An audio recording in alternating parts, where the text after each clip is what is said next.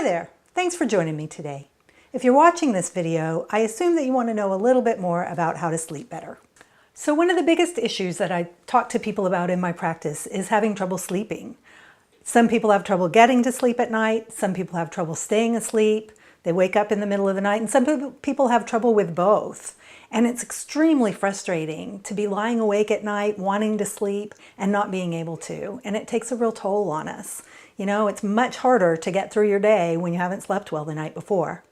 So what kind of things can we do about that? One of the first things to consider is your environment. Make sure that you're not too hot, not too cold, that the room is as dark as you can possibly make it. You can get light blocking curtains if you need to put them up on your windows.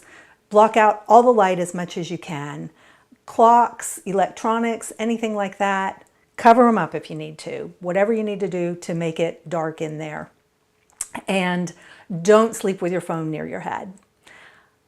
Another thing to keep an eye on is try to reduce electronics before bed. And I know it's hard for most of us to do that, but watching TV, being on the computer, answering your email, playing games on your phone, all of those things can help to disrupt the circadian rhythms. That's the wake and sleep rhythm that we have that allows us to go through the day. You know, before there was electricity, people would wake up with the sun and go to bed with the dark. But we have this constant ability to have light all the time, and so our bodies have gotten messed up. And so whatever we can do to recreate that sense of dark and light, start and stop, is really good for us.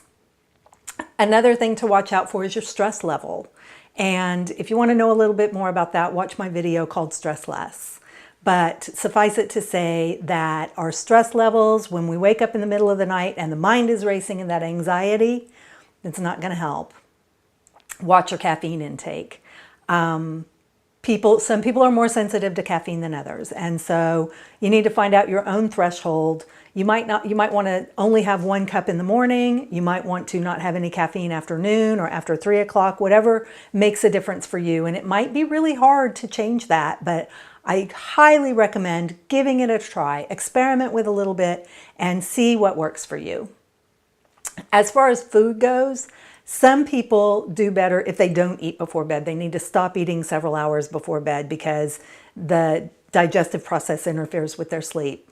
Others of us need to have something to eat before bed because our blood sugars have a hard time staying level. And if the blood sugar drops during the night, you know, that's what wakes babies up and why they can't sleep through the night is that they get too hungry, their blood sugar drops, they need to have something to eat, and then they can go back to sleep. So some of us are like that. So again, experiment with it. Be your own detective of your own health and find out what is going to work for your own body.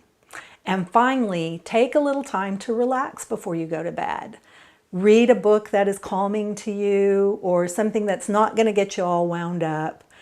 Practice a little yoga, meditate. There's a great breathing exercise that I like to do, and it is to breathe in for a count of 4, hold for a count of 1, breathe out for a count of 8, and hold for a count of 4, and then repeat that. And do it for a minute, up to 5 minutes, depending on how long it works for your body. And if that ratio of breaths doesn't work for you, you can breathe in for 2, hold for 1, breathe out for 4, hold for 2.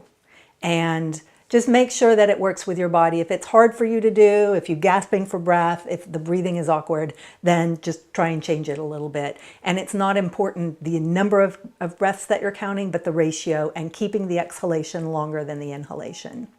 So these are some tips that maybe you can put into practice and find out your own personal prescription for better sleep. Thanks again for your time.